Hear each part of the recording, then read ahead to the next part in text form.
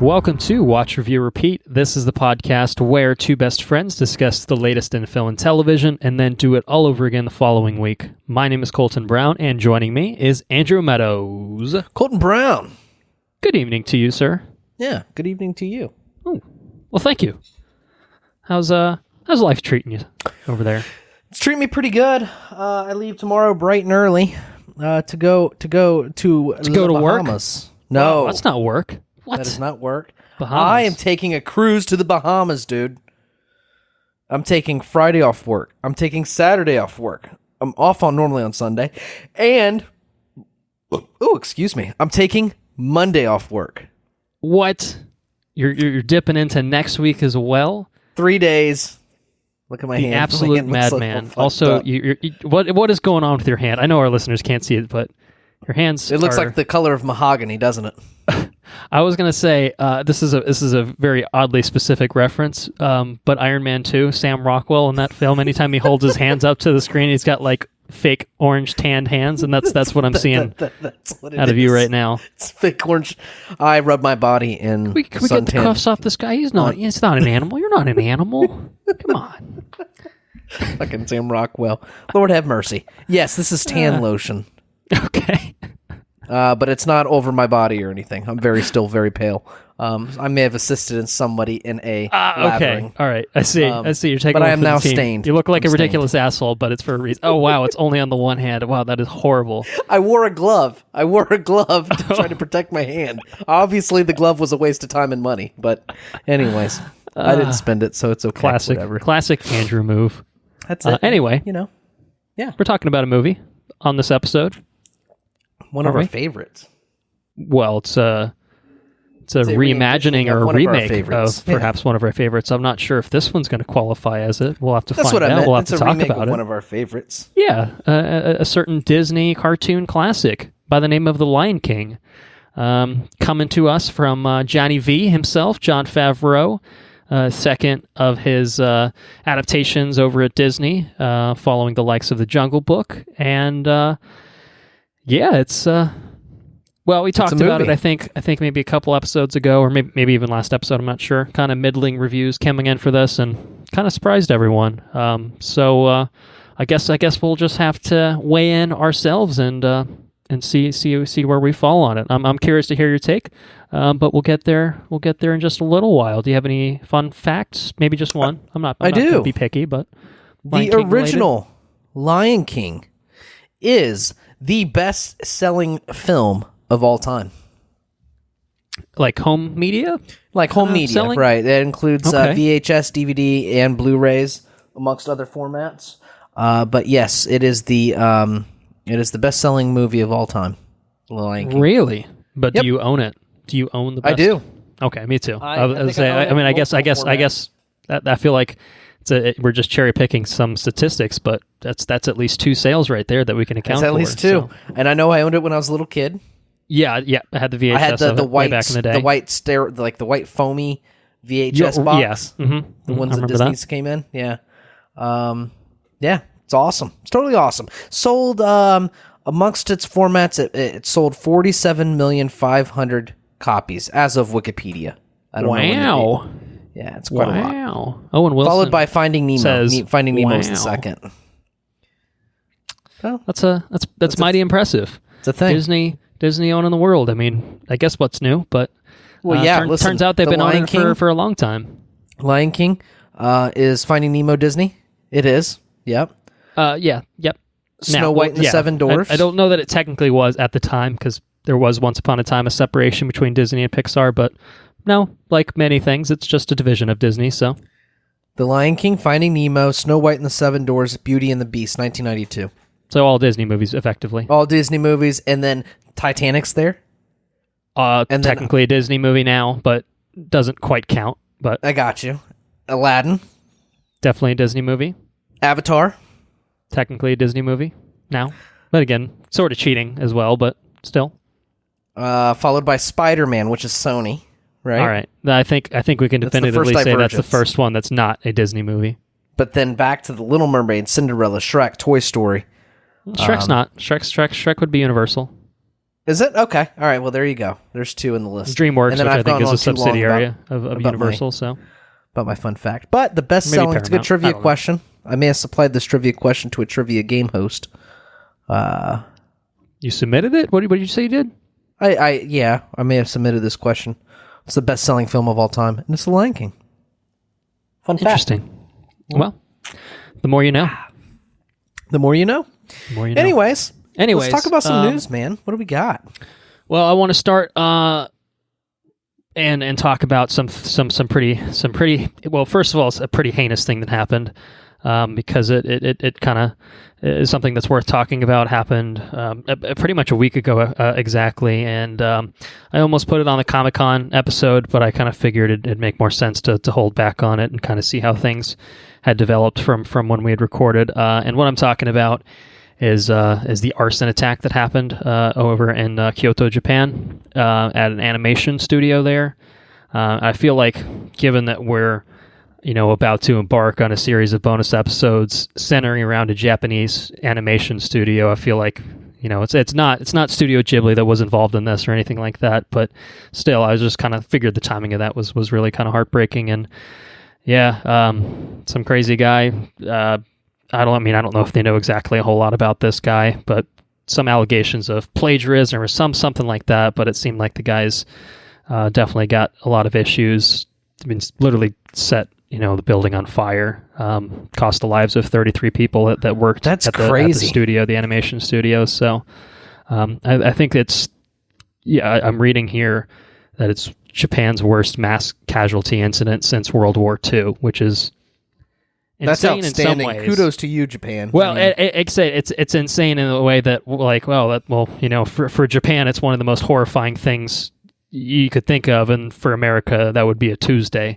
So there is that, but it doesn't make it any better. Obviously, it's really just a horrifying thing that happened there. So.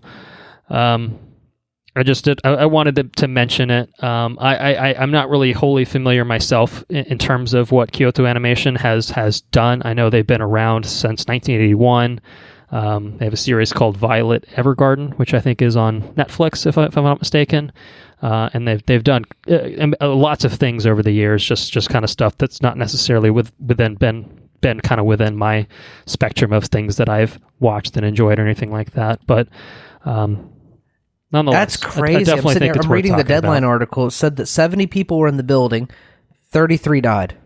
Yeah, it's crazy. And I know the guy that basically set the fire also had severe burns as well. So, that's a devastating thing to happen. So, rest in peace, obviously, to all those people that have lost their lives. And I'm sure that even the people that did survive, probably. Anyone in that building, I'm sure, had massive smoke inhalation, and so I think that there's still going to be a lot of lingering after effects beyond just the day of the incident and stuff like that. So, I guess we might as well go ahead and move on and talk about something that I think is also depressing, but it's at least something a little bit closer to the natural passage of life. And maybe we can look at this as more of a celebration of a life as opposed to looking at it as a horrifying incident. And that's the death of Blade Runner actor Rutger Hauer, who passed away earlier this week at age 75. Dutch-born actor, I think typically most well known for his role as Roy Batty in Ridley Scott's Blade Runner, which is incredible. Got a great role. He's got the Tears and Rain monologue at the end, which is I think all-time iconic speeches and film in general. Maybe not even just science fiction film. He improvised that himself too. Yeah. So it's pretty insane. I mean, pretty amazing work there, but also a really strong. I think a really strong resume as well. I think maybe I always remember him from Batman Begins, the first one where he's didn't you get the memo? He's that guy in there. Yeah. He was in Sin City as well as I think the Cardinal Rourke, something like that. Yeah, I remember that. Okay. Hobo with a shotgun. Hobo with a shotgun. Yep, that's definitely one of them. I think he was in the Christy Swanson version of Buffy the Vampire Slayer, the film before the TV series happened. I don't know a lot about those. Yeah, there's a lot of. He was in a ton of stuff. Probably a lot of stuff that I didn't see. True Blood being one of those things that I didn't see. Didn't see it, but he was a reoccurring character in that one, which is pretty cool. I know people like that show. Yeah. I know my brother hated it and gifted me season 1 on Blu-ray after he'd already purchased it. And he's like, I don't want this. I don't want this at all. So I think I have season 1 still. I haven't watched it, but I have it. So there you go. He was also Van Helsing in Dracula 3D. Okay. I don't think I've seen that. I don't think I've seen that either. I don't think I've seen that. I've seen Van Helsing with huge jacked man, but I have not seen jacked man. I have not seen Van Helsing portrayed by Rutger Hauer. But I think he'd be a good Van Helsing. I don't know if that would be a good movie or not, or whatever it was. But hey, good for him. 75 years old. It's obviously. I don't mean to make the comparison to an arson attack that claims 33 lives, but it's certainly another sad piece of news. And I typically like to front load sad news because it really creates a somber kind of energy, and we're usually pretty happy go lucky about things, but there is always, I think, something that is worth talking about, and something like that horrifying arson attack is really It bears repeating, I think, remind people, like, hey, shit like this happens, and it's really unfortunate. But at the same time, we can also celebrate the life of someone like Rutger Hauer. So to Rutger Hauer, we say rest in peace, and thank you for at least a lasting performance in terms of Blade Runner, something I think that will forever stand the test of time. Cheers to him. Cheers. We raised our glasses for the listeners that can't see, because no one can see us except for Andrew and myself. Pour one out for the homies, as they say. Pouring them out. That's right. So now that I have front-loaded the sad news, if you will, I think we can turn our attention to mostly trailers, I think, that we have on tap for news this week. So I love talking about trailers. Trailers are fun to talk about. I do like talking about the trailers. I get a good amount of enjoyment out of some trailers. I think we got some good ones to talk about tonight. Yeah, some interesting ones. Also, maybe some legitimately good ones. Some legitimately horrifying one. At least one legitimately horrifying one we'll talk about.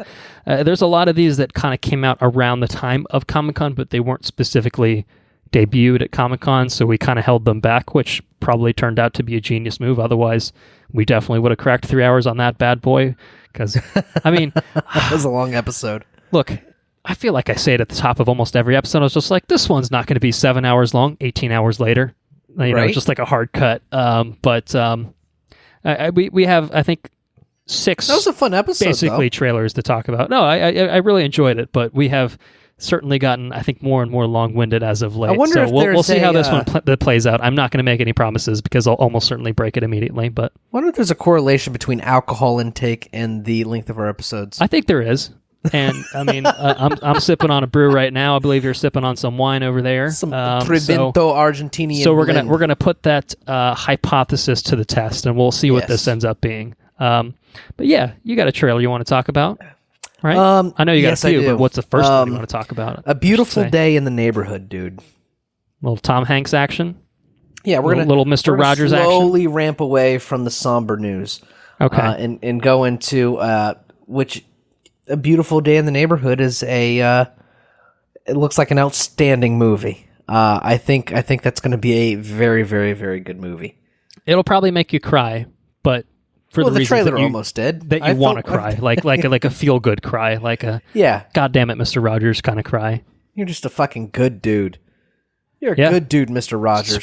Spreading positivity in the world. That's what we need is more fucking positivity. That's what we need. Yeah. I have a feeling, okay, and I haven't seen Mr. Rogers in a long time, but I imagine you can turn on Mr. Rogers, and I imagine Mr. Rogers has a message for just about everybody right now, Yeah. Like, his shit needs to be on, he needs, his own 24/7 channel, I think. on cable somewhere. I think you could throw some Bob Ross in there to kind of break it up every now and then. Yeah, throw up some Bob, like alternate episodes. You got Mr. Rogers for a block. Like if you're gonna like fucking indoctrinate people with like here is this news, like, you know, there's people that will watch just like a 24-hour news cycle, and I'm not gonna name like names of networks or anything like that, but you can certainly imagine that it has a certain effect on the human brain, right?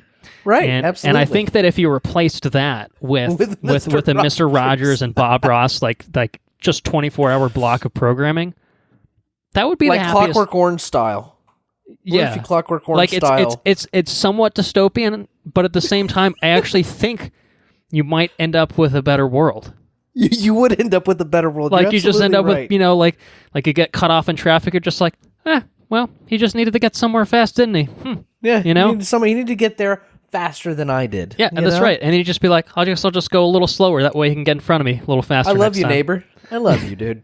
That's just it. And I think we've cracked the code in a way. So that's the 24-hour Mr. Rogers and Bob Ross block. Make it happen. Whoever's listening. And I will tell you that it's uncanny. I mean, like I said, I haven't seen Mr. Rogers in a long time, so but in my mind's eye, I imagine him looking very similar to Mr. Rogers. Yeah, like I mean, in the way he walks around and shit. It just seems. I mean, it's not like Tom Hanks really looks like him, but you watch this trailer and you're just like, oh no, he is him. Like you just buy into it. And for my money, I think that's the beauty of Tom Hanks in general, is that, I mean, Tom Hanks just seems like the most affable kind of actor, like a perfect person to play Mr. Rogers, honestly. like when's the last time you heard something bad about Tom Hanks? The answer is never. Never. You know what I mean? Never. Because right. Tom Hanks is just like, I think he's just legitimately like one of the greatest people in Hollywood. There's not a bad story about Tom Hanks. Like he always just seems like one of the most gracious actors out there, and someone that always puts in good work, regardless of film quality. Always puts in good work, and of course, remember a bad Tom Hanks movie. I did those Da Vinci Code and the sequels to that. Were those really bad? I wouldn't say they're good. I wouldn't say they're the worst, but I wouldn't say they're good. So it's possible for Tom Hanks to be in a bad movie. I think his film selection across the board is generally pretty good, but there's some stinkers in there. But it's not his fault. You know, he's always putting in characteristically good solid, right? Tom Hanks work. So, and this looks like it's I agree. It looks really good. Thanksgiving comes out later this year. I can't think of a fucking better release date for a Mr. Rogers movie than a day of literally giving thanks. That is fucking incredible. That is awesome. That's pitch perfect. Yeah, I agree. I never saw Did you ever see the documentary they did a couple years back? No, I hear it's good. Yeah, I know Henry's a big fan of it. So maybe I haven't watched that, but something to prep yourself with. Yeah, it might be interesting to do that and then walk into like the Hollywood fictionalized version of it. Well, I don't know how fictionalized it's going to be, but it's a movie. It's usually a little bit different, but either way, looks great. Looking forward to it. Beautiful Day in the Neighborhood, Thanksgiving 2019. Well, I think I'll talk about a trailer because I have some trailer. I feel like I should save a certain trailer for later because there's some things to say on it, aren't there?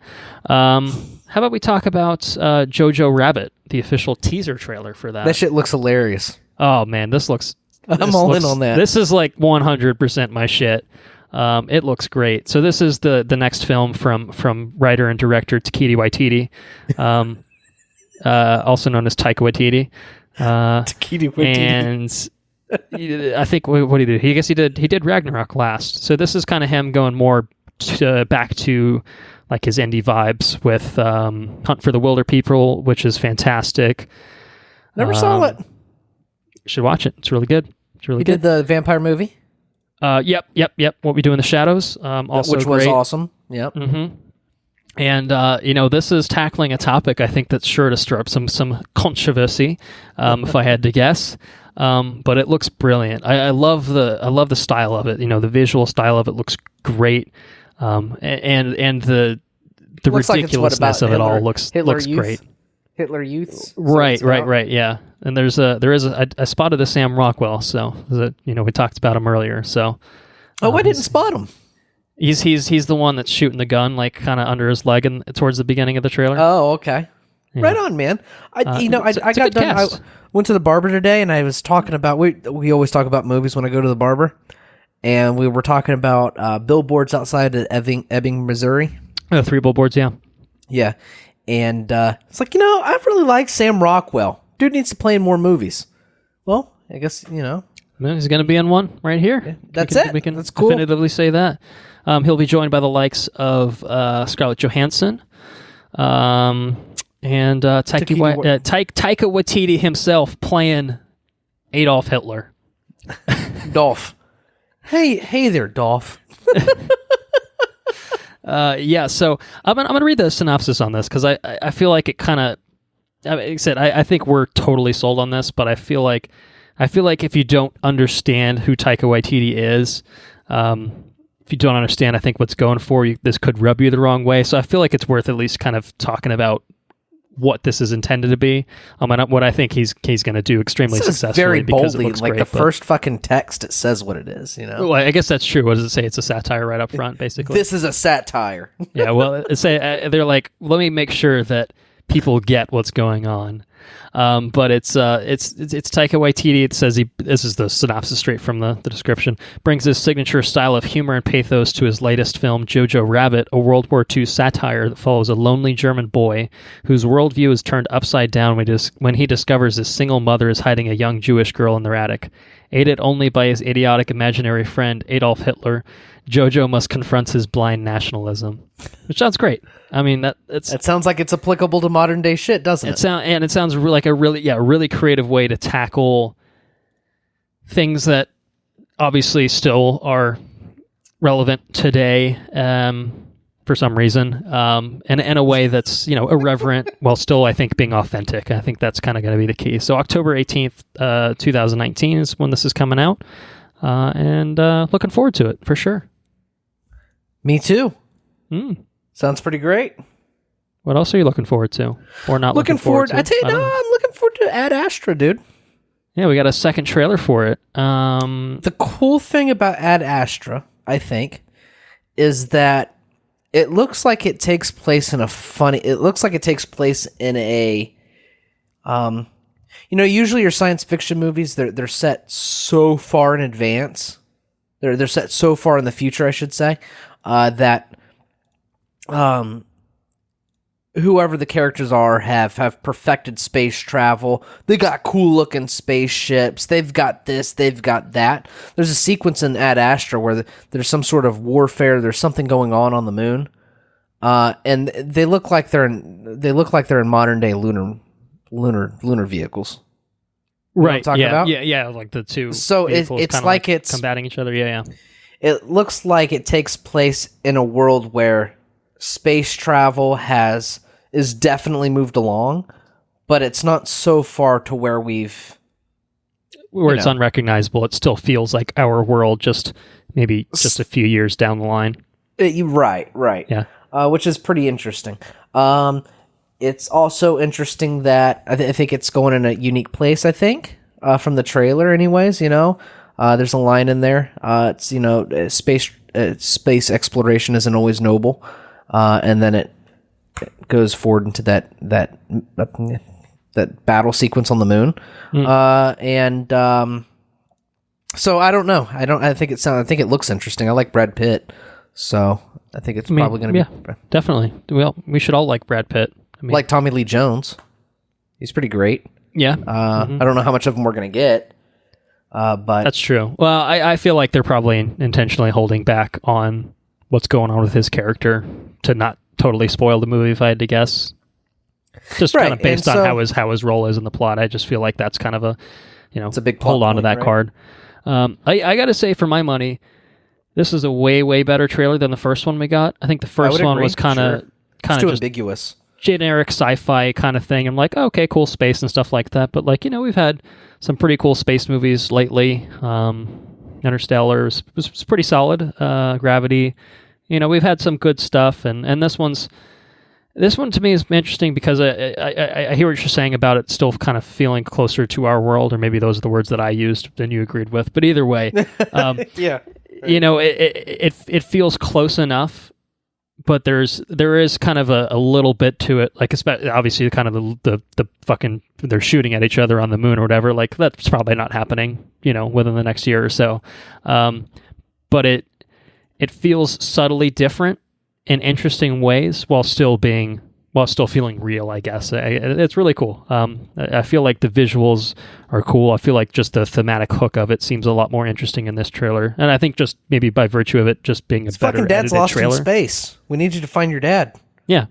Well, is he lost or did he run away? Did he lose himself in space? Oh, I don't know. It's true. I don't know. He's experimenting on some sort of foreign material. I think there's some freaky shit going on. There's a giant, massive fucking explosion at some point. Yeah. Spaceships. I don't know. I feel like this is the kind of movie that could take like a fucking crazy third act turn. Not like in a Sunshine way and like a, look, it's just Tommy Lee Jones is fucking killing everyone on the ship kind of way. But I feel like in like, I don't know, I could see this going like hard sci-fi at a certain point, something like that. Do you see it going Event Horizon? Or is alternate fucking dimension? No, I don't think so. I would say dude. I'd say aliens are more likely than alternate dimensions and fucking not basically hellscapes, I guess, right? Hellscape, dude. Yeah. People were in a torture and fucking ripping their skin off and shit. It was a hellscape. It was fucking wild. That movie was nuts. That is a wild ass movie. Directed by Paul W.S. Anderson, who went on to do 18 Resident Evil movies as a side note. That's a good movie, though. I did like it. I did enjoy it. It's a good movie. Yeah, I agree. It is a good one. So yeah, I'm looking forward to Ad Astra. I believe this is a September date. Yep, September 20th. I know this one's getting an IMAX release. I feel like it could take advantage of that format. I will definitely be watching it in IMAX. That seems like the way to do it. So yeah. What are you excited for? You excited for anything else, dude? Yeah. Well, I have a couple pieces of news, and only one of those is something I'm legitimately excited about. So I should probably answer with that. We got an announcement courtesy of Universal Pictures about a couple sequels coming to a certain franchise by the name of Halloween. So they put out this like little 24-second kind of teaser-esque kind of thing, dropping some titles, dropping some dates. And dropping some info about basically what's going to turn out to be... Ow! Dropped! Oh, yeah. Sorry. Oh, yeah. But basically what's going to be a Halloween trilogy, kind of basically from the exact same crew that just did the new one, I guess last year, right? So Danny McBride and I think David Gordon Green and Scott Teems. I think it's the same. I think it's the same group of people that wrote that one. They're all going to be directed by. What's that?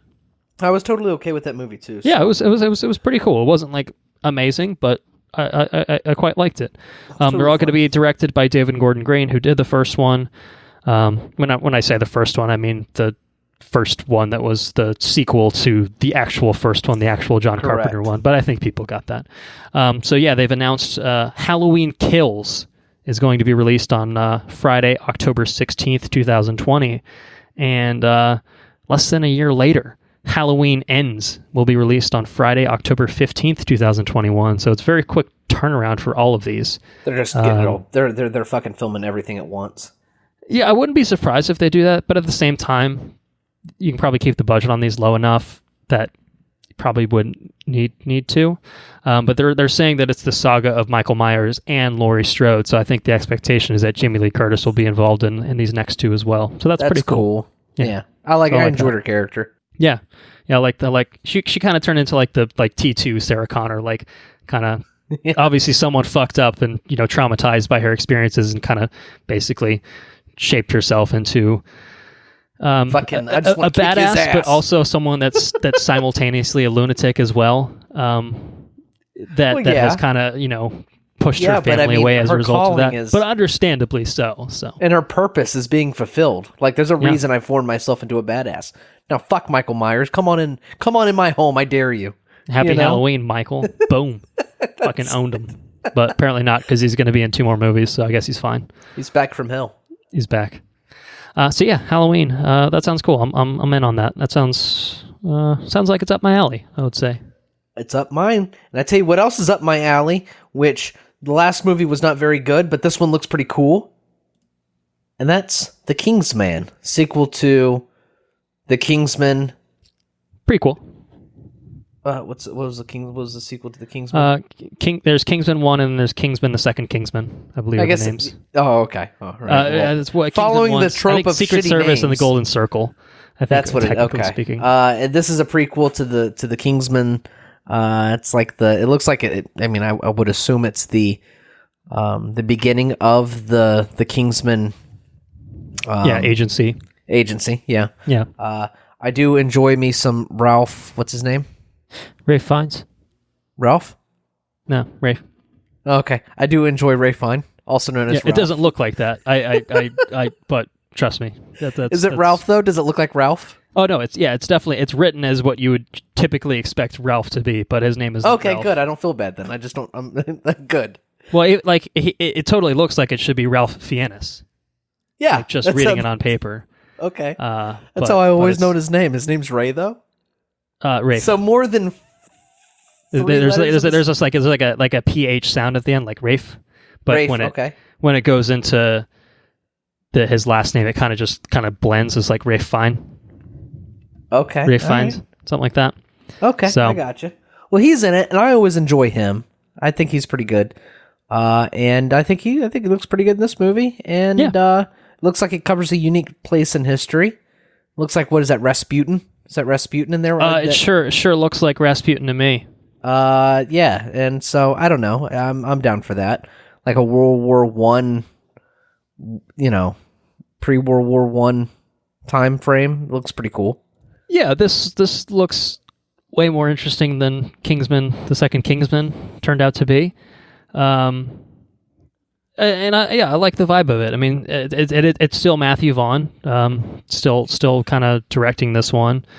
So yeah, I would say I was probably apprehensive about the concept of it, and probably also because of the way that the second one went down. I was just kind of like, all right, well, maybe pump the brakes on this one, but at least they're not reviving. They're not bring, as long as Colin Firth doesn't time travel into this movie at some point. I think I'm good with it. That'd be cool as shit. Yeah, well, I mean, he's survived a gunshot to the head, directly point blank to his head, with a magic bullet sponge pouch on his head. But but not quite in the mechanism in which they depicted it. He wouldn't look the same. That's for sure. No, he had an eye patch. He covered his eye, so it was totally fine. That was it. That was the only thing. That was the only complication from getting shot in the head. Was losing an eye. But yeah, this looks cool. The visuals of it look very cool.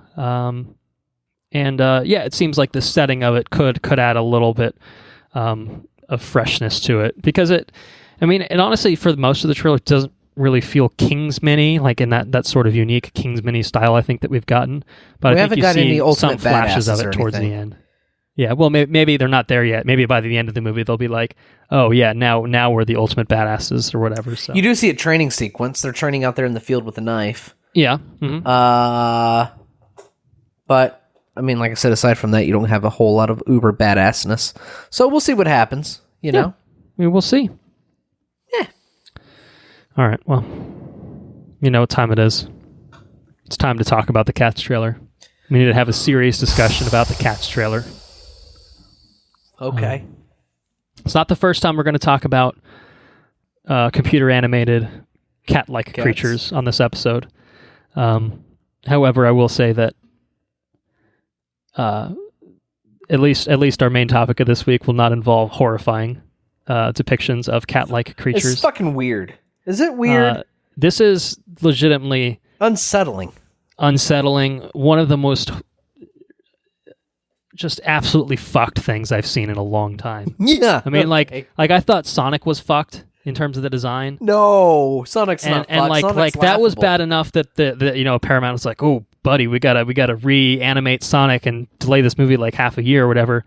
This needs to be delayed like to this everything that's part of this film needs to be put into a rethought. trash can and burnt. and never spoken of again. Like, this is a dark chapter of humanity right now that we need to turn away from, and I think we need to respond very heavily to this, because whoever's responsible for this should look. It's unacceptable behavior. All right, possibly criminal, if I had to guess. It's really fucking weird. Really weird. I mean, it's kind of hard to watch. I find a hard time watching it. I was, oh man, I was freaking out watching this, because I'm just like, oh my god, this is a fucking nightmare. Like, it is nightmare-esque. And like, I don't doubt that it will look slightly less like it's in the Uncanny Valley when it eventually comes out, but like, that's what they're going for. If you know how fucked this looks, and almost certainly everyone involved with this has to know how fucked everything looks, why would you show a lot of this? Like, you could just have like an iconic song from Cats. I don't know what an iconic song from Cats is, but I'm sure there's at least one that people are kind of just like, oh yeah, that was the weird cat musical. All right. And like, you got to hide the product as much as possible. Here they took the opposite approach. We're like, we're going to throw everything at you. Showcase it. Right. And horrify you and make you feel disgusting and repulsed by everything that you see. And oh my god, what's the reception on this on the internet? Oh, everyone's just like, oh my god, what is this? Burn it, like put this back in hell where it came from. You know what I mean? Like, okay. Send just it about back everybody. To the depths of hell. There's not like a sect that's like, oh my god, look at that. That looks amazing. No. Kill it with fire. It's the only way to be sure. Drop a nuclear bomb on all of this. Like, we just just it's firebomb terrible. everything. Like, I don't know. Something needs to happen though, because I can go to any, like, I can just click on any moment in this trailer and pause it, and there's something horrifying about that particular I feel like frame. if aliens were looking down on Earth and they were like, hey, what's this planet down here? They have intelligent life, and they have the internet. They've progressed this far. Let's see what they're about. And then they find the cat's trailer, then they fucking tuck their tail and run. I'm like, fuck that. It's a hellscape down there. I mean, I think there would be two responses. You could either just go Galactus and you'd be like, this planet needs to go. Like, reset. Like this is unacceptable. Like, we have to wipe this. We have to save the universe from this, and our only recourse is to just take this planet off the map entirely, or you're scared shitless and you just, like you said, you just tuck tail and run. And you got like, I cannot fuck with this. Like, whatever this is, something right. Something is very wrong here. It's a very sinister thing happening here, and we will not be dealing with this. God. Interesting the crazy enough, thing is, T.S. Eliot wrote the original book it's based on. Do you know that? I did know that, but I imagine this plays a lot better in a novelized form when you don't have to look at anything but words. That sounds like a much better way to consume this material. I know it's an Andrew Lloyd Webber musical, but like, it was people in like cat-like costumes, not CG weird monstrosities where it's a cat body with human proportions, but they still have boobs. They made the movies women, before, didn't they? And it's just human faces with nothing modified, just a straight up. It's what it looks like is it's like the Snapchat filter. It's a Snapchat filter, but for a whole movie. And that's kind of what it is. Yeah, you're right. And it's really, really just it's fucked. I mean, I don't know what else to say about it, but it's just fucked. And like, who's gonna want to fucking sit through 2 hours of this? Like, what the fuck? I don't know. I mean, doesn't anyone like in the executive suite at Universal Pictures look at this and like, surely someone in the corner of the boardroom had to raise his hand who's like, excuse me, what the fuck? Like, you know? I have a question, sir. What the fuck? What the fuck? The fact that this made it this far, and for them to put this trailer out again with just showcasing everything, putting everything out there. I mean, what the fuck? It's astonishing. It is astonishing. So anyway, this is coming out the same time as Star Wars, so it's going to get fucking stampeded because I don't think this is going to play to anyone. It's not even like a... usually you can schedule like a rom-com opposite like a big, massive blockbuster because, it'll kind of have that counter audience going to it. But I don't think that's going to work here. I think this is just going to bomb spectacularly unless people are just like watching it out of like morbid curiosity more than anything. But I think you're going to have a lot of incidents of people removing their eyes after watching this movie. A lot of cases of people just cutting their own eyeballs out because there's nothing else to do. Like once you've seen 2 hours of Cats, like it just triggers something in your brain where you just it's just an automatic response. Yeah. So anyway, Cats is fucked. I don't think we can cover it because I don't think we can physically do it. I honestly don't think we can physically do it, and honestly, I'm okay with that. I'm okay with. No, listen. If it comes out and people are, if it scores over I give it at least a 90%. At least I was going to say at least a 90%. For us to watch it has to score 90% less than that. There's just no way. Even with AMC, like A-list, there's just no way. I just don't think I can do it. I can't watch the trailer. I rewatched all these trailers before this. And I skipped over. I got the Cats trailer for Lion King, and I literally got up out of the theater and went and got another Long Island. You didn't even close your eyes. You just straight up walked out. Just fucking walked out, got another Long Island. That's what I did. Well, that's my cue. Perfect opportunity to go to get a drink. I'm out. All right. Well, that's Cats. Let's talk about some other cats. Big cats, you might even say. Big, photorealistic, but yet still animated cats, you might even say. Because we're talking about The Lion King. What's Disney's the intro song? The Lion King. Na la segna da la vicera baba. Is that what you're going for? Yeah, that's it. Okay, very good, very good. There's also Circle of Life. Something along those lines. You must take your place, Simba, in the circle of life. What's this one all about?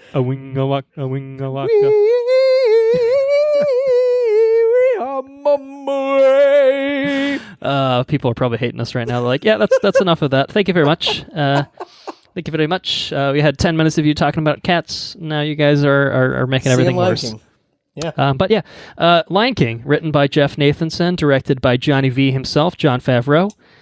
Yeah. Based on the classic Disney animated feature, The Lion King, by Irene Metchie, Jonathan Roberts, and Linda Wolverton. Stars a lot of very talented folks offering their voices on display, including Donald Glover, J.D. McCrary, Seth Rogen, Chiwetel Ejiofor, Alfred Woodard, Billy Eichner, John Connie, John Oliver, Beyonce Knowles-Carter, Shahadi Wright-Joseph, Florence Kasumba, Keegan-Michael Key, Eric Andre, and the one and only James Earl Jones. Back. I think the only cast member that reprises his role. Fucking Eric Andre. It's fucking James Earl Jones, man. He was one of the hyenas alongside Keegan-Michael Key. Yeah. Okay. I mean, I feel like most people have probably seen The Lion King, but here we go. After the murder of his father, a young lion prince flees his kingdom only to learn the true meaning of responsibility and bravery. It's my very poor James Earl Jones for you guys. little poor man's Mufasa. As expected, own in the box office. No surprises there. It was not to be deterred by middling reviews. People wanted them some fucking Lion King in their lives, and they got some Lion King in their lives. I knew it would crush it. I knew it would. Oh yeah. I think. I mean, I think maybe a while back, like when we were previewing 2019, I was thinking like this had the potential, I think, to be like the highest grosser of the year. I don't think it'll do that. I think Endgame. Well, certainly it's not gonna break any worldwide records like Avengers did. But I think even domestically, this will still fall a little bit under Avengers, but it's still gonna probably finish, I would say, around $600 million, if not more than that. So it's gonna do well, and it's been leggy so far through like its first like half week of weekdays. So $191.7 million opening weekend. Of course, that was good for number one.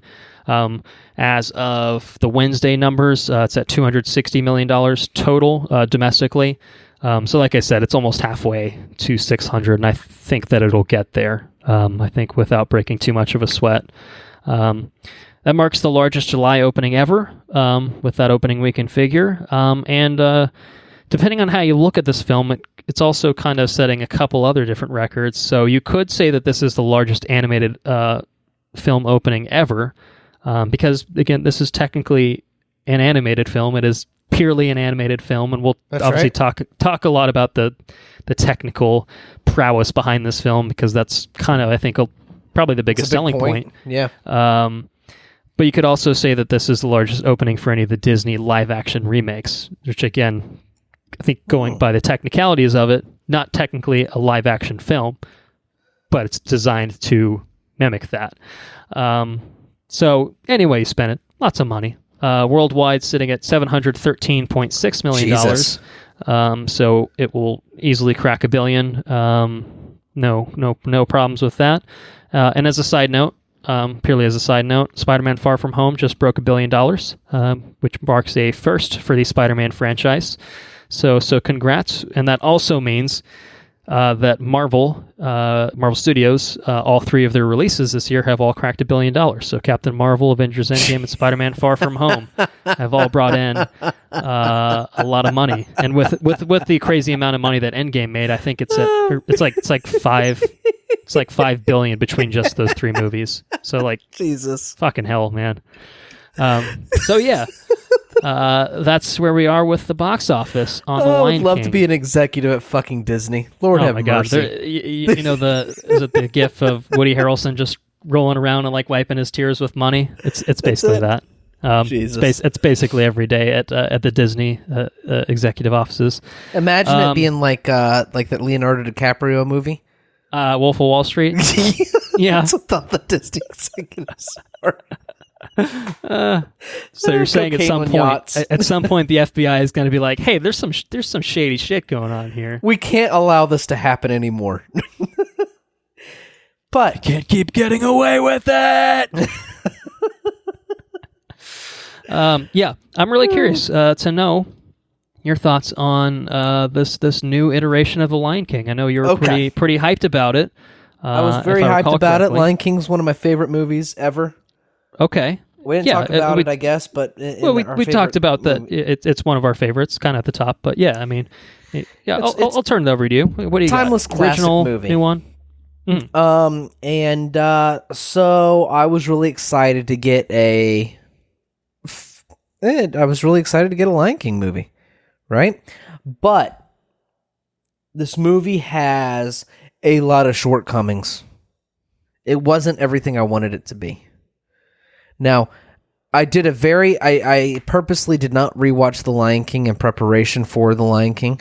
I did that to try to separate myself because I wanted to go to it in a new thing. This movie still hit me emotionally, but I feel like it was. Let me start with Hans Zimmer. Holy fuck, Hans Zimmer can score a movie. He scored the original, I believe, and he scored this one, and it's incredible. The score is absolutely ridiculous. It's so good. And I think that the emotional beats that I felt in this movie came from the music and the relation that I had with the animated movie or the cartoon, the 95 movie or 94 movie. And not necessarily the animation and the characters on screen. And I think that this movie was betrayed, one, by the photorealism. I think that the emotion and the characterization that they needed to have for this kind of story, I don't think that it was conveyed well over a photorealistic animal. You couldn't animate the faces enough. There's a lot that you couldn't do. Not to knock it, because it's a beautiful movie. There you can't. I mean, it's fucking ridiculous how good everything looks. It's awesome. But at the same time, you're trying to animate the mouth. You're halfway animating a mouth, but at the same time, you're trying not to take away from it looking like a real animal. so the talking kind of feels like a dub almost. And then at the same time, the facial expressions of the animals are nowhere near like the cartoon. And not only that, more than that, I feel like the voice acting, I feel like it wasn't quite as tight as the cartoon. I feel like they had some editing. I don't know if it's an editing deal or not, but it just didn't feel as tight, or it didn't feel as like you would have one character talk, and then the response to that line would be either in the wrong tone or just different. It just didn't feel concise in certain spots. In other spots, it felt fine. It was inconsistent in that regard, I think. I still cried. It's beautiful. It's a really engaging movie, I feel like. And it's a lot of fun. But it's not the original. But to be fair, the original is still there to watch. You can still go back and watch the original Lion King, But at the same time, a criticism is that they didn't try to make a different movie. They tried to make a photorealistic Lion King. And that's the way I feel about it, and I feel like they sold themselves short because they did an excellent job animating it. They had somebody really good doing the score. But because of the photorealism, they didn't adapt the script, and they didn't adapt really anything to the new medium that they were trying to put the movie in. And I think that's a poor decision. I think that's why the film doesn't connect like the original did. I don't know. That's my opinion of it. I don't know. I feel I spent a couple days trying to mull it over because I really like The Lion King, and I wanted to do it justice with my critique, So I think that's the best way to explain it. Does all that make sense? Honestly, I think you've pretty much hit on exactly the same points that I was intending to make myself. So Okay, cool. I think we're fully in agreement on it. I think you had texted Henry and myself, and I think you had said something about how you'd cried through it, and I was like, oh, like I wonder if it recaptured the magic of the original for him in a way that it really didn't for me. No. But it sounds like we're pretty much exactly on the same page, which is interesting. And it's not to say I think that it's a bad film, but I think it's disappointing. I would say it's disappointing. I don't think it's going to be like the most disappointing film of the year or anything like that. But I really had high expectations for it, and I was let down. I think because a lot of because of what you said. I mean, it's like the original, but not as good. And it's that's the original just kind of the bottom line. through a different medium, but they didn't adapt the story and everything else to that new medium. Because ultimately, it's an animated movie, but it's not. You're not animating the same thing, right? Like you're modeling your characters completely different. Right. No, and you're losing a lot of the emotionality and expressions that you get from how the hand-drawn animation was done. And here, it's the same thing, but it rings hollow a lot of the time. Yes. Because it doesn't feel right. It feels like a tonal clash in some ways where it's just like, well, this looks really fucking good, but none of this really totally makes sense. It doesn't jive. Yeah, like it needs to be. It's a weird mishmash of You want a photorealistic Lion King? I thought about this for 3 days. This is the best thing I could come up with. Okay, you want to tell a photorealistic Lion King like this? You know what you do? You just have David Attenborough's The Lion King, and you just have him fucking narrate it. The young cub tries to awake his fallen father, and he will not wake up. He tirelessly treks into the desert. He is found by a warthog and a weasel. Or a muskrat, or whatever the fuck that animal is. What is he? I don't know. I don't know. But we can get into... I mean, I don't know how many spoilers are going to be, but yeah, that's... He's a meerkat. I just looked He's up. a meerkat. That is what... That makes sense. Timon is. That Timon's adds up. a meerkat. Yeah. Also, well, Jeremy yeah, go ahead. Irons. You want to bring back Mufasa? Great, bring him back. Fucking, there's only one Mufasa. Okay, there's only one Scar, dude. I've been listening to the original soundtrack to The Lion King for the past 3 days. Okay, and there's only one Scar.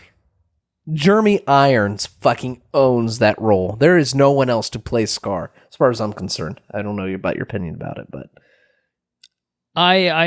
if I was honestly, Jeremy Irons, I'd be a little insulted. To be honest with you, I kind of felt like most of the voice cast was a downgrade from the original here, and in a kind of a way that I wasn't really ever bothered too much with some of the other movies they've done, like The Beauty and the Beast. Like I acknowledge like Emma Watson wasn't nearly as talented as the original singer for Belle, but like I didn't mind her, and I liked Legion, Dan Stevens.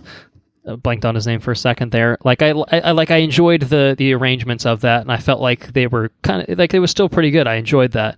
Maybe because I am more fond of the original Lion King, and like that's like I can, when I hear it, I hear the original songs, the original arrangements. Here, I felt like musically it was very good, and obviously the score is included in that as well. But I just felt like I didn't. It felt like a less good version of everything. Like it felt like a good cover, but not a cover that adds anything original to anything or improves upon it in any way. And it's just a not as good version in a lot of cases. And I think that's in spite of a generally really, really talented voice cast. I mean, like you have fucking Donald Glover and Beyonce playing, adult Simba and Nala, but I felt like neither of them were great in this film. I mean, I had a problem with some songs.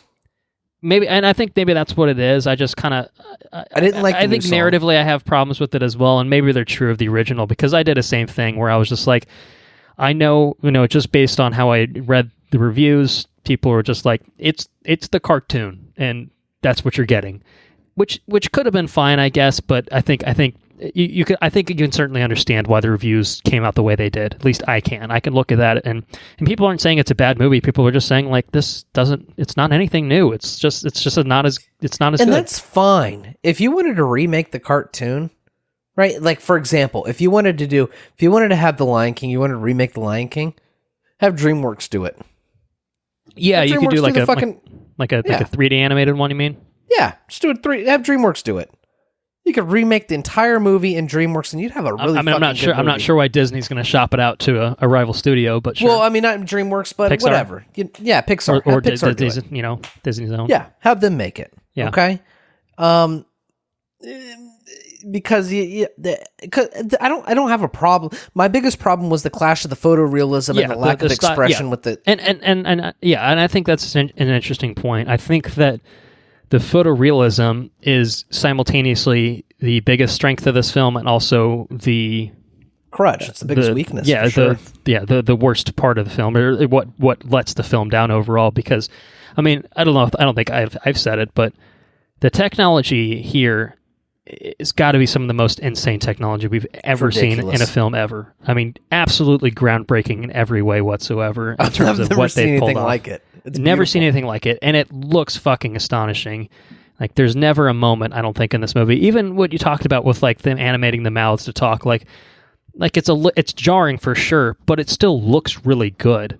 It's just kind of got that weird factor to it of it. You got a voice coming out. You got 5 words coming out in one open mouth. Yeah. But and the crazy thing is it's not just CG animals. All the environments are fully CG rendered. Like, there is not a single live action shot in this film.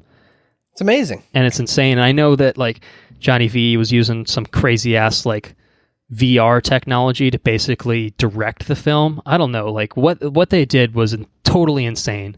Like, that's how he would like map out the shots, because it's all fucking digital. It's not like he's on a set where he's just like put a fucking VR helmet on and get inside Africa. Something like that. Yeah, dude. Like, what they did with this film is so ridiculous. It's so insane. And so I think it is worth mentioning that as the strength of this movie is that, holy shit, it's really, really impressive to behold, and it's really unfortunate that by virtue of that it holds it back. It inhibits it in these other ways with the restraint and how they animated the faces, which reduces, I think, a lot of the emotionality You know, and I also think that it has a much more realistic color palette, which takes away from, I think, a lot of the character of the original cartoon, where they could get a little bit more expressive, even just with colors used in the sky and the backgrounds and stuff like this. And then here it's really like, well, we don't want to get too crazy with it because then it doesn't feel real, or it doesn't look real, I suppose. Right.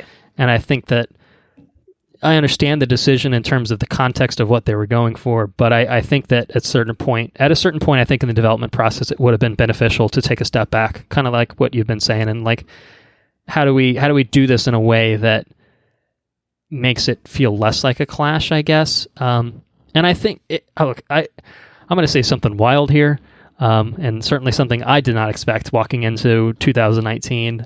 I think Aladdin's a better film than this. And I did not expect that. Or at least Aladdin is a way more enjoyable film. Maybe this is a better film because it's just the original, but not as good. And the original is like incredible. So maybe this is like purely on its own merits a better film, like a quote unquote film in terms of technicality and stuff. But like Aladdin is way more enjoyable. You know, it's a way fresher experience. Like That's Aladdin, they weren't afraid to just like adapt things and modify things. Right. Like Will Smith isn't just playing Robin Williams. Like, you know, if they did the exact same thing with Aladdin, it would have been a fucking disaster. That's true. Whereas here, it wasn't a fucking disaster or anything like that, but it feels like a missed opportunity to add just a little new wrinkle to it here and there. I mean, this is actually somehow 30 minutes longer than the original while adding basically nothing new. There's like one sequence of Nala, like, in the pack, like having a line of dialogue. Everything else is basically trying to sneak past longer takes. Yeah, basically. That's the new thing. Like there's like longer takes and maybe like different lines of dialogue, and like some things are switched out. Like there's a pretty good moment with I think Timon and Pumbaa towards the end, which I really enjoyed. We can talk about in spoilers. Oh yeah, I know what you're talking about. Yeah, I enjoyed that, and that's obviously a different thing than the cartoon. But overall, it's like 98% the same, just longer. And it is 98% the same. And I feel like that doesn't help the pacing, because the original, while not being a terribly long film, feels very snappy, and this one, it doesn't drag, I wouldn't say. No, I don't think it drags at all. But it didn't need to be this was your this first long experience. if they weren't going to add anything to it. But I think I'm going to agree with what you're about to say. So if this was your first experience with The Lion King, how would you feel about it? I think you'd probably be pretty blown away, and I think that's because I was sitting next to a little. I wasn't sitting next to a little girl. It was funny. I was sitting next to a mom. The theater was packed in IMAX, and I saw it 2 days ago.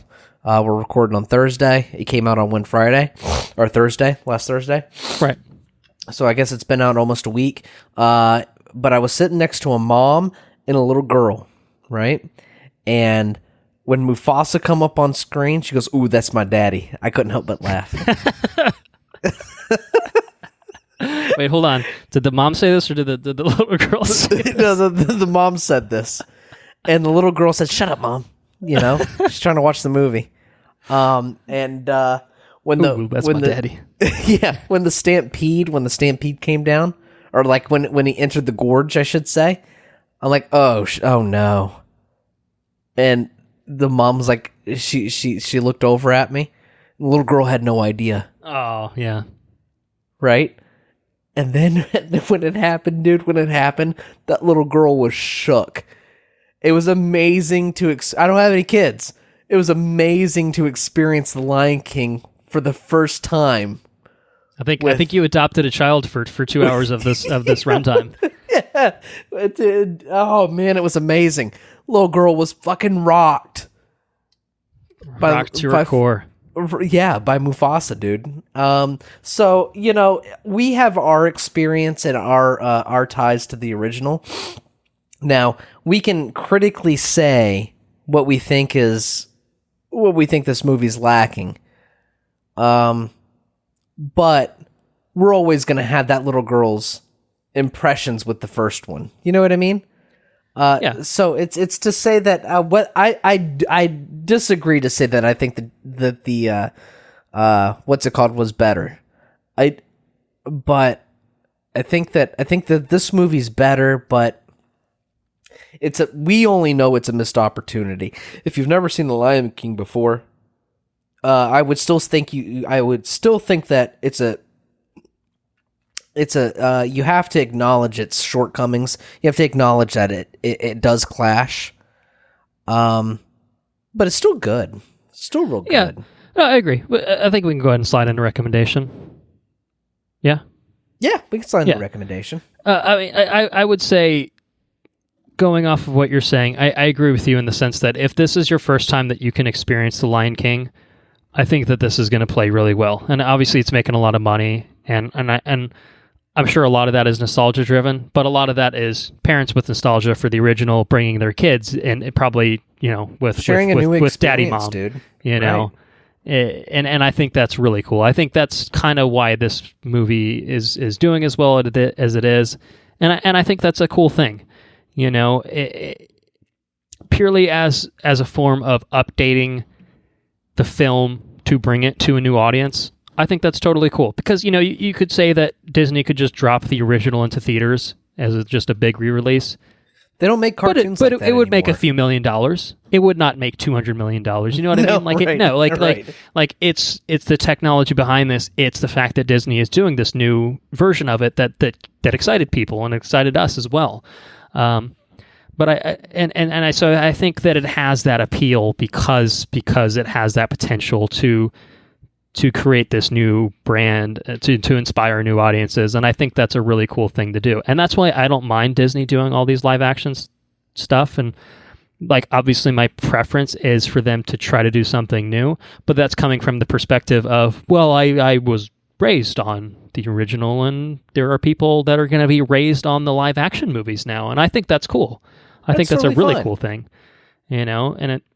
I like don't it or have not. to be such a purist to be like, actually, I'm never showing my child this version. I'm just going to show him the original Lion King because it's clearly way better. You're a fucking dick. I mean, I do think it is better. I think it is a better film, but at the same time, like, if I had a kid, which I don't, but if I did, and you're going to take him to the movie theater to watch a movie. And I was just like, well, hey, you can watch the cartoon, you can watch the 2D version of this at home if you want, or you can go see, real fucking lions talking and shit and fighting and shit, on the big screen, on a like fucking 5-story screen. And if my hypothetical kid that I don't have wanted to see the big fucking real looking lions, like, I'd be like, you know what? Yeah, like, fuck that. We're not giving the option. That's pretty much why this movie exists. You and me, we're gonna go watch the fucking Lion King on a 7-story screen with the ridiculous surround sound. We'll see how it is. That's what we're doing. Yeah. Okay.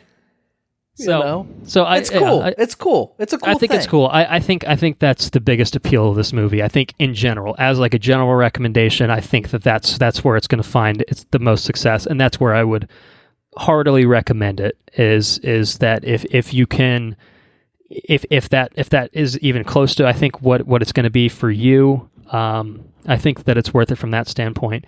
If you're kind of more at our position where it's more nostalgia driven and you're a fan of the original or anything like that, it's still worth seeing, I think, overall, just to kind of see it. But I think you have to, I really think you have to walk in knowing not to expect that it's going to shake the game up in any sort of radical way.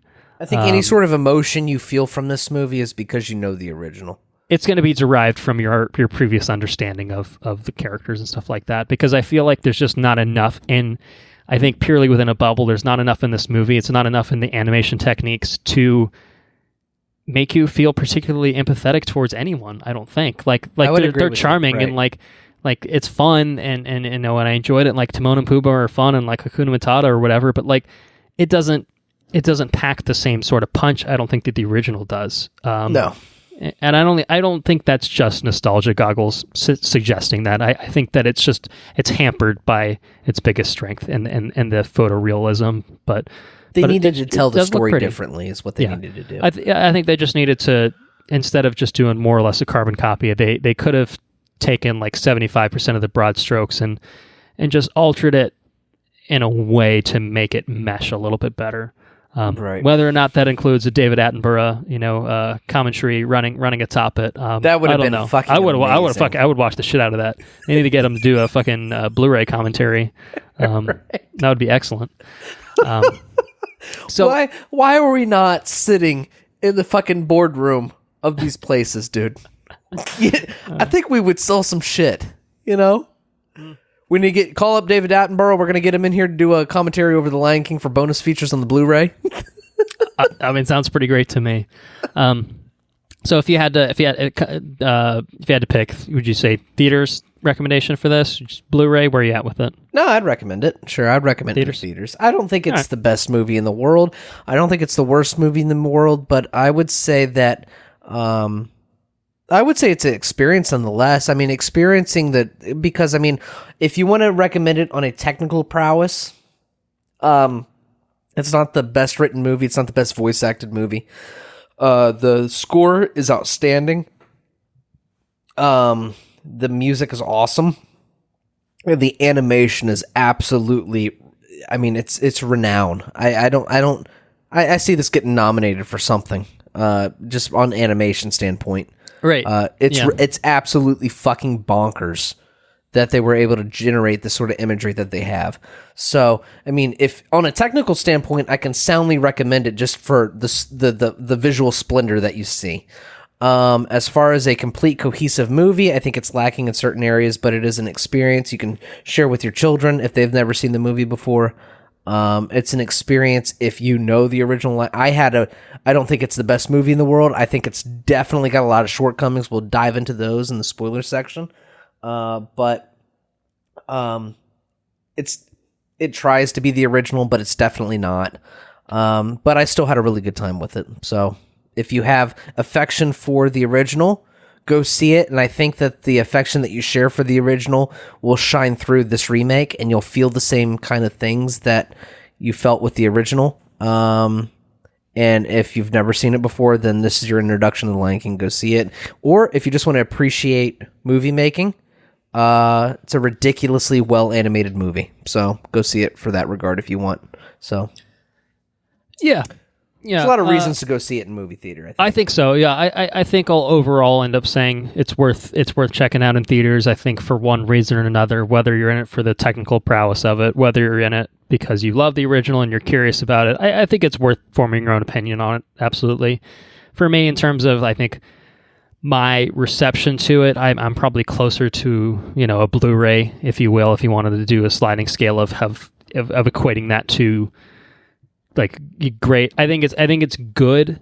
I think it's okay to good in terms of just kind of quality wise, but I think a lot of that is just kind of reflective of my expectations walking in. I don't think I'll see it a second time in theaters. I will. I got a date planned for it. Well, that's a good excuse to go. And I'm excited to see it. I'm excited to see it a second time. I also want to say that my theater experience was not great, and that probably also did hamper my enjoyment of it to some extent. I saw it in Dolby, and it was easily the most disappointing Dolby cinema experience I've ever had. I saw it in IMAX, and it was pretty volume good. was way too fucking low. They don't have screen masking that's properly set up for Dolby. What do you mean by that? I meant to ask you what you meant by that. So typically, depending on whether your film is either a flat IMAX or a flat like aspect ratio or a scope aspect ratio, so it's either 185:1 or 235:1. 235:1, you get the black bars top bottom, but the screen is designed that way, and if it's projected in the shorter aspect ratio, there's curtains basically that come in from the side, which block the black scope, bars on the side. Is that what you're saying? Scope? No, flat would have the ones on the side, whereas if it was scope, those curtains would open up and it would just fill the full wider screen. Aspect the theater ratio. Screens are matted specifically for 235:1 anamorphic scope aspect ratios. Okay. Except for IMAX. IMAX is a little bit different because it's got the IMAX ratio. But a flat film, filmed with a flat aspect ratio, mats a lot better onto an IMAX screen to begin with, and I assume this was probably also specially formatted for IMAX anyway.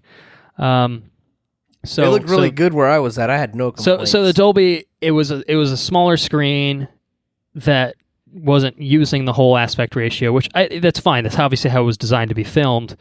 But I could just tell watching it, like, this could be a towering experience in IMAX that's emphasizing verticality, whereas here it was a very underwhelming visual experience, although the colors popped more because Dolby kind of has the Dolby Vision aspects of it. And then the audio was just too low. And like a movie like this... Yeah, my audio was thumping, and... You need audio you need thumping audio for something like this to really, I think, sell you on everything and pull you in. And for me, I felt detached from all of it because I was just like, it looks good, but I can't hear it all that well. I can't quite see everything. And I've got a fucking screaming kid, like a few rows back here. And, like, it's a kid's movie. I get that. Like, that's going to happen. But, like, it's like every time I go to a fucking movie, man. There's always one little thing that just drives me up the wall. And here was drinking Long Island. There was multiple things that kind of impacted my overall enjoyment. So, bottom line, I went to a 3:30 showing. I should have gone to the 4:30 IMAX and just hung out for an hour. But I didn't want to wait an hour, so that was my mistake. But either way, I saw the movie. But like I said, I'm not sure that I'll see it again. But if I did see it again, I wouldn't watch it unless it's IMAX. But I think Hobbs and Shaw's probably taken over pretty soon. Correct. the IMAX screens. Well, Once Upon a Time in Hollywood's the next big one, but I don't know if that's getting an IMAX releases or not. Maybe not. I don't know. Anyway, let's do spoilers. Full spoilers for The Lion King. Mufasa dies. I spoiled that already. I think we all kind of spoiled that already. Oh, man. Who else dies? That's you who sucks. Scar maybe dies. We'll see what happens. But there was no Get Prepared or Be Prepared. No Be Prepared songs? There was. No, it was just a fucking speech where he sounded like he was going to break into music, but he didn't. Yeah, it was like half musical-esque. Boom, boom. Yeah, no, the original's fucking awesome. Yeah. That's one of my favorite songs, the Hitler song. I always knew it was a fucking Hitler song. Also, the hyenas were terrible. I did not like the hyenas at all in the live action. Well, I didn't find them particularly funny. I think, it was very forced Definitely not banter. fucking funny. Definitely not funny. They tried to be serious, but they're fucking hyenas. And one was the Whoopi Goldberg hyena tried to be serious the whole time. Yeah. Which was fucking stupid. And then you got the two stupid hyenas, Ed and what was the other one? Ed was the one that had the crazy eyes and the tongue sticking out in the cartoon. They have names? Yeah, they got names. You just called one Ed. Yeah, so one's I'm looking Ed. at IMDb. Kamari and Azizi are the two hyenas I think you're talking about. I don't think there's a single character named Ed in this. They got rid of Ed. Well, maybe they changed their names from the original. Ed's in the original. Okay. That's how I identify characters with the original. Let's see, what else do we got? Okay. Yeah. All right. I'm looking at. Yeah, they changed their names then for the new one. Did they? Yeah. Yeah. Well, I didn't enjoy the hyenas at all. I thought they were awful. There was a lot more emphasis on. And see, I think this is another place it detracted from. It could have benefited. It detracted from the social hierarchy of the lions and the hyenas. Where, you know what I'm saying? Like, there was a super big emphasis on it in the cartoons, to where it was like a Nazi situation where you have this person manipulating a lower class of people into thinking that they're getting more. And that I kind of never got that from this. That's something that you can rewatch the cartoon and pick up as an adult. The interactions between the lions and the hyenas.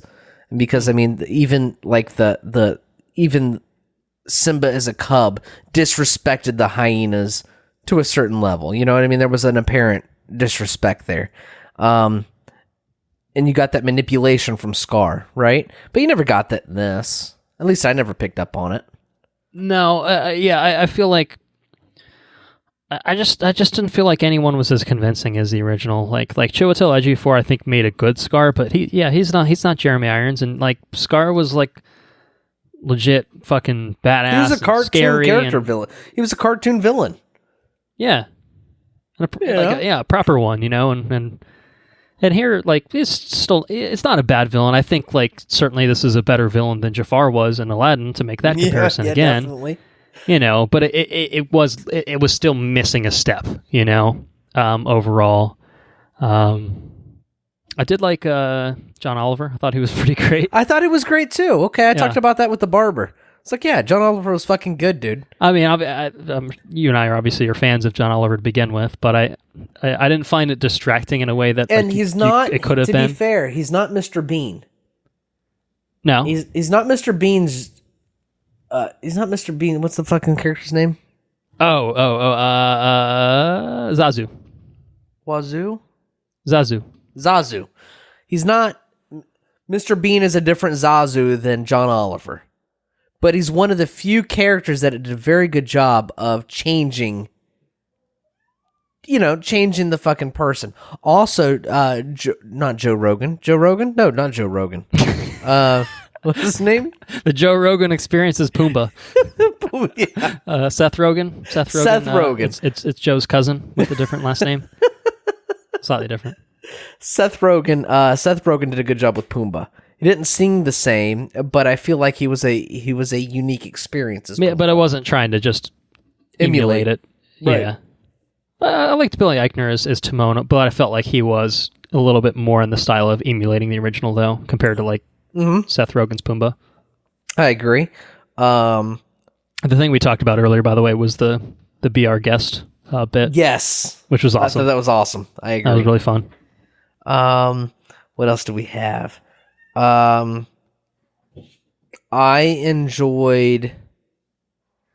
tell you what, one thing I enjoyed more in this one than I maybe enjoyed in the original, which is a unique thing, was it was brief. I feel like it was more brief than it was in the cartoon, but it was where Simba's shown that he has his father living inside him.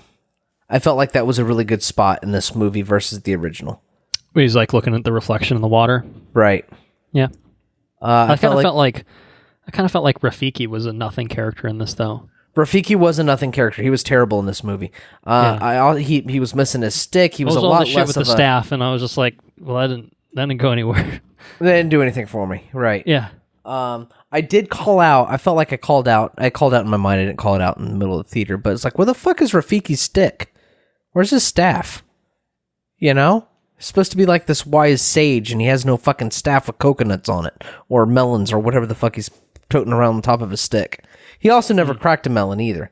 But I tell you what I did enjoy. I did enjoy those photorealistic bugs on the tree that he's guiding and putting on the side of the tree, and then he blows some smoke, and it's fucking Simba. He's like, oh, it's Simba! You know, that's some cool shit.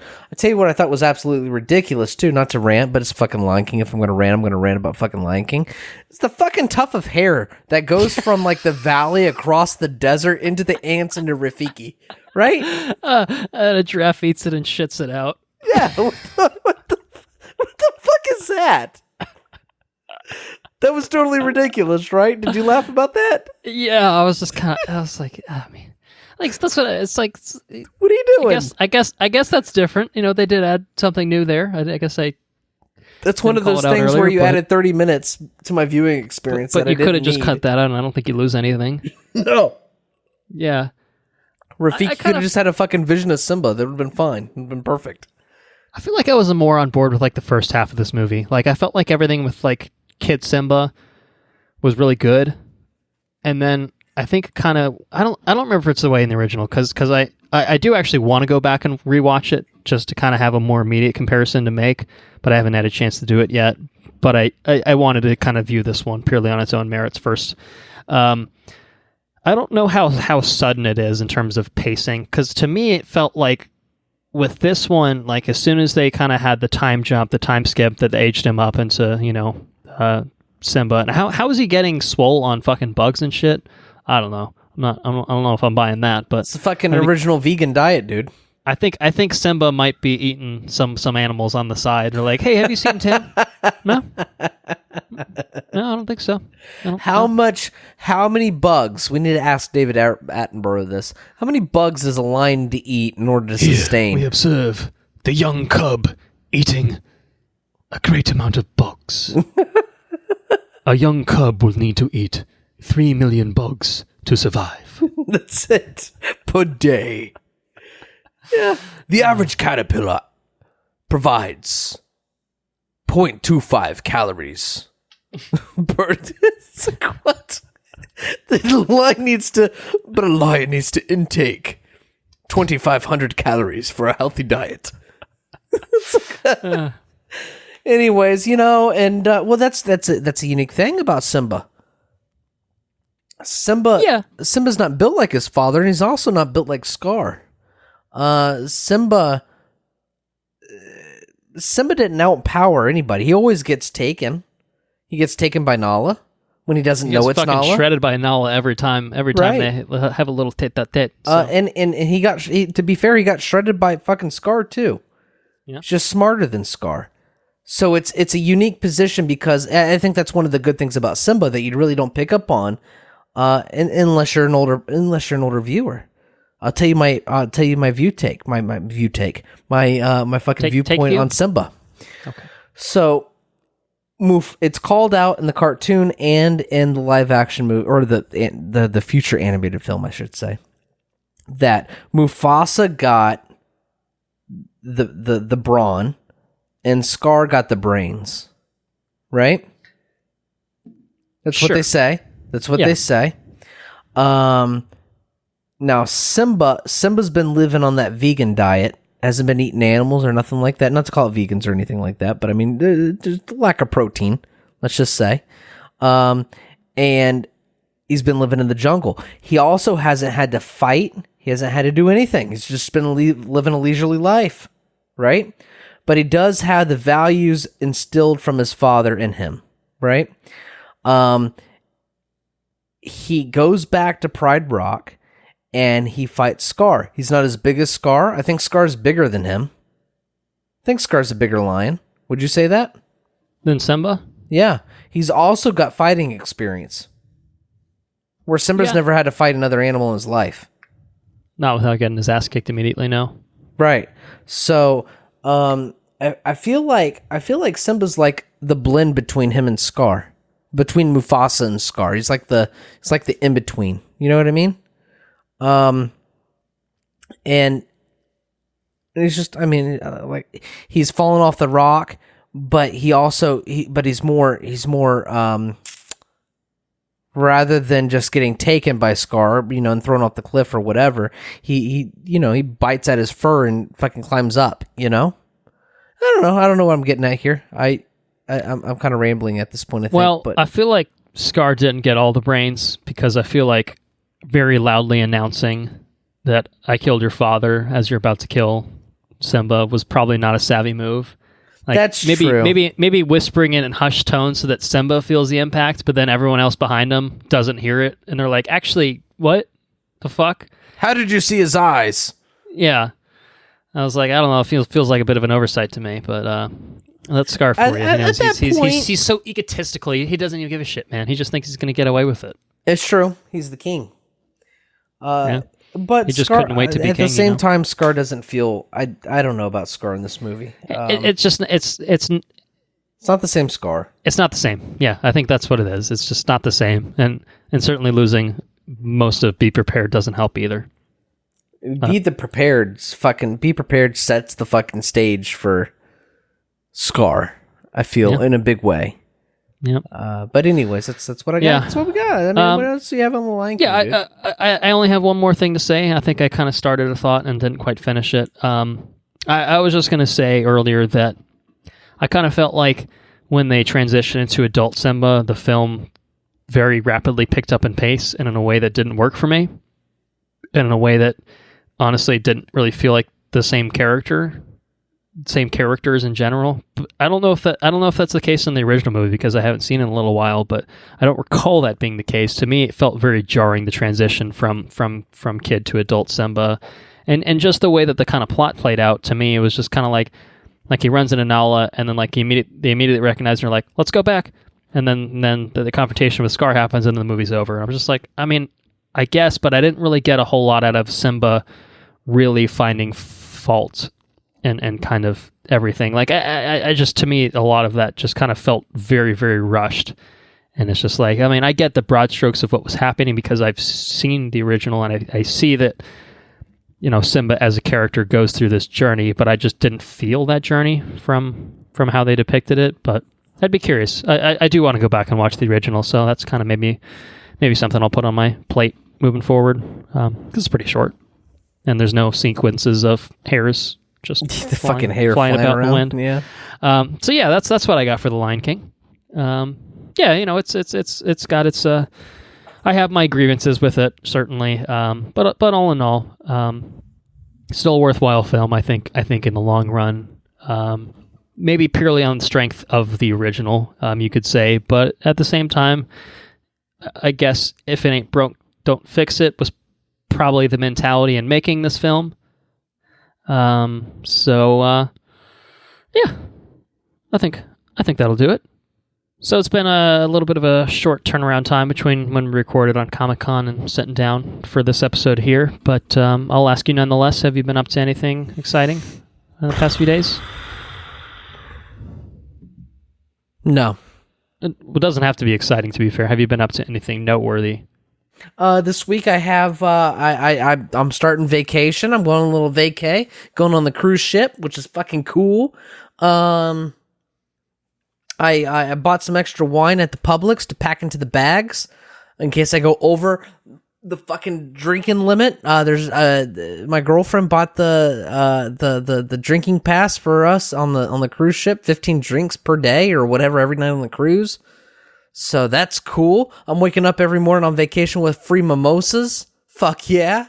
Doses and mimosas, maybe some Long Islands for Long Islands will definitely be happening. Maybe for the majority of the day with waters. Yeah, so needless to say, life's pretty good right now. I'm feeling pretty good. So there's cool. That. I got to go pack a bag for the trip. Well, we'll be wrapped up here very shortly, and I'll let you have your fun on vacation. You'll have to tell us all about everything when you get back, of course. Absolutely. All right. Well, I haven't been up to much myself. Did you finish Chernobyl? No. I didn't finish Chernobyl, so I still have 2 to go on that. So that's definitely something that I will get done before we reconvene, because I'll have a little bit more time this time around to do that.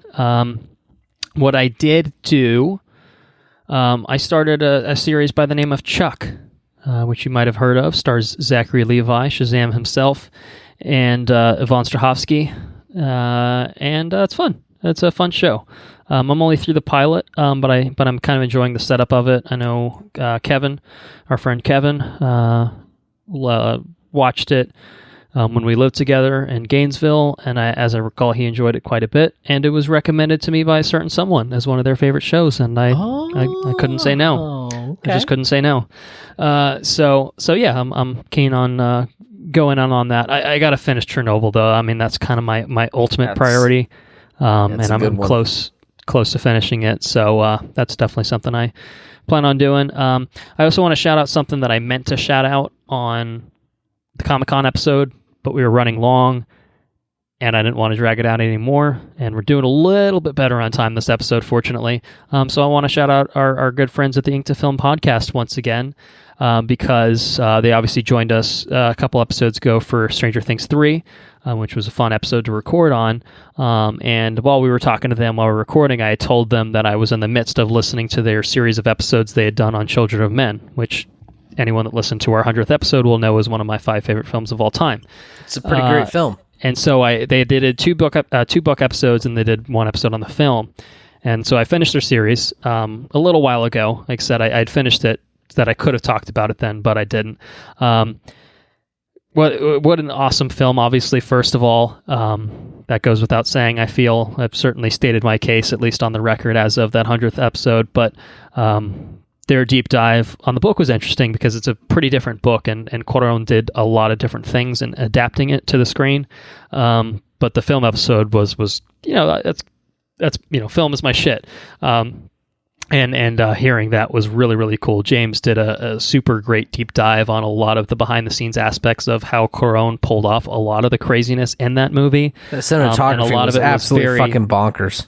Oh, yeah, for sure. And a lot of it is like sometimes it's like a happy accident. Like I think there's the one shot where like the blood goes onto the lens of the camera, and that was not intended. And like apparently Cuarón even yelled cut, but they didn't hear him, so they just kept going. And that ended up in the final cut of the movie. And it's like you can't just help but smile when you hear shit like that happens. And like, I know one of the bombing sequences in that movie, like they could only do 1 take of it, and that's what's in the movie. Nailed it. And like, yeah, it's just stuff like that where it's just really, really astonishing. Like it's just all a bunch of little things that, like at any given moment, this shit could have gone really sideways, but it didn't, and it coalesced into this fucking spectacular work of art. So Ink to Film to do great work. They just put out an episode on Dr. Strangelove. Oh, okay. The Kubrick movie, and I didn't know they've that was got based on the book. they've got their 100th episode coming up themselves, which is pretty exciting. I think they're asking for kind of listener contributions for that. So if any of that catches your interest, do yourself a solid. Listen to Ink to Film. They're on iTunes, Spotify, probably anywhere you can find podcasts. Inktofilm.com. They're on Twitter at Ink to Film, and Facebook, I believe, as well. And they have, Facebook. They have the Council of Inklings, which I think anyone can get into. And it's a pretty active community. Good way to catch up on adaptation stuff, news, stuff like that, and also just general discussions and stuff like that. So love what those guys do. So highly recommended. And I think that might be it for me. Yeah, like I said, hasn't been a whole lot of time for me to sink my teeth into anything too in depth, but yeah. I guess without further ado, we'll go ahead and say thank you all for listening. If you enjoyed what you heard, please spread the word. Patreon, it's a pretty cool website because it's a way for us to get money. It's pretty cool. No, seriously, Patreon, we have a Patreon set up, and we ask for a couple $1 a month for anyone that likes us enough to actually give us money, which, that's if that's a thing that you're awesome. Interested in, well, that's really cool. We appreciate obviously anything that anyone does along those lines, but we do offer some rewards in return for anyone that does want to help us out and basically cover costs of hosting the podcast. Let's just say it's not going into our wallets. It's really just keeping this sustainable moving forward, so that we can just kind of keep consistently putting out content on things like The Lion King and such. So what we offer for anyone that supports us on Patreon are timed exclusive bonus episodes, as well as early access to all of our regular episodes. So our next bonus episode is going to be on the early days of Studio Ghibli, a Japanese animation studio, again, to kind of close the loop of what I had mentioned earlier. We're going to be doing 5 films from the studio, and our intention is to have that episode up on the Patreon feed for our Patreon supporters on the 1st of August, or at least around the 1st of August, because I think you're coming back just a couple days before August rolls around. So we'll have to work out the timing for when we can record and make sure we get it out. Because I'm thinking you're probably not going to record while you're on your cruise. Just a bold prediction. It's just a bold prediction that I'm making right now. So look forward to that. If you have any interest in supporting us on Patreon, again, $2 a month is what gets you access to all rewards. We don't have any tiers with it. It's just the one tier gets you everything. Patreon.com/watchreviewrepeat, or you can head to our website, which is www.watchreviewrepeat.com. There's a premium tab in the top left. If you click that, there's a button there. It says become a patron, which is a good way to become a patron. You can follow us on Twitter. We are at WRRPod. We are also on Facebook just by searching for Watch Review Repeat. If you have any questions, comments, or suggestions, you can send those to our Gmail account, which is watchreviewrepeat@gmail.com. And that reminds me, I have a little bit of something in the listener's corner that I should probably bring up. Just a few little tidbits. An email, quote unquote, called "A Few Thoughts" from one Bruce Brown, an avid emailer of the show. Avid emailer, right? He checked out a movie called "The Man Who Killed Hitler and Then Bigfoot," which he says was pretty odd, but he liked the acting in it overall. Said didn't seem like there was much of a real point to it though, but it sounded like he didn't totally hate it overall. He says he started watching Dark, but it hasn't grabbed him yet. And then he reviewed our episode on the Game of Thrones season 8, which he says that we nailed it pretty much. He doesn't understand how they allowed it to end so poorly with the mostly pointless ending, and he was disappointed, shall we say, with the selection of the new ruler of Westeros, much like we were. So that's what's going on in the Listener's Corner. So if you yourself want to send us some thoughts about things you've been watching, watchreviewrepeat@gmail.com. Please feel free. And intro and outro track, Mechanolith by Kevin MacLeod, licensed under the Creative Commons by Attribution 3.0 license.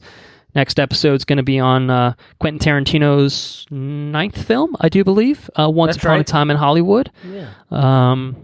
Coming out tomorrow, actually. Maybe tonight, I guess, technically. I don't know I assume they did probably Thursdays for it, but... maybe it'll be on the cruise ship.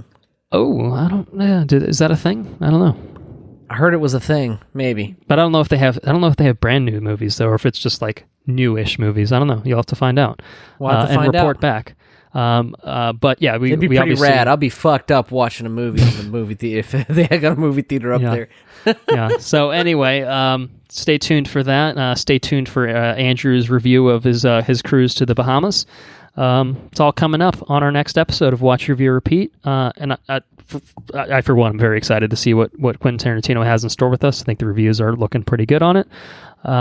So I anticipate checking that out pretty soon. So there you have it, folks. That is it for us for another episode. Thank you for joining us. Andrew? Take care now. Bye-bye then. Laters on the Minjay.